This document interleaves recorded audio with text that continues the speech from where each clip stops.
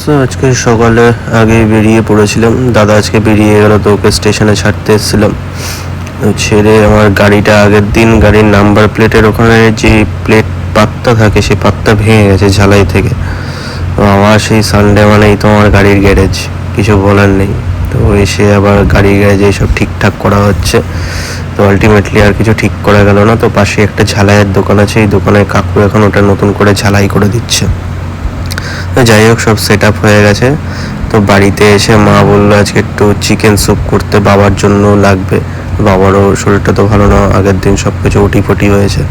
তো এসেই এখন সব চিকেন স্যুপ বানানোর প্রিপারেশন করছি আমি।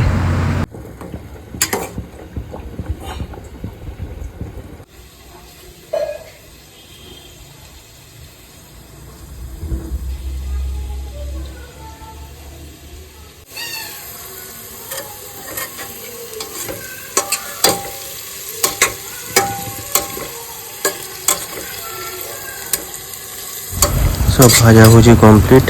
তো এবার স্যুপ ফোটাতে দিয়েছি, তো স্যুপ রেডি হয়ে যাবে এবার।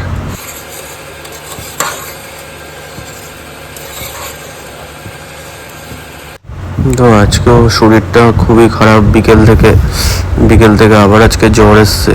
কেন বারবার জ্বর আসছে মানে বুঝতে পারছি না। তো মার ইন্ডাকশনটা খারাপ হয়েছিল, সেটা ঠিক করতে দিয়ে গেলাম দোকানে।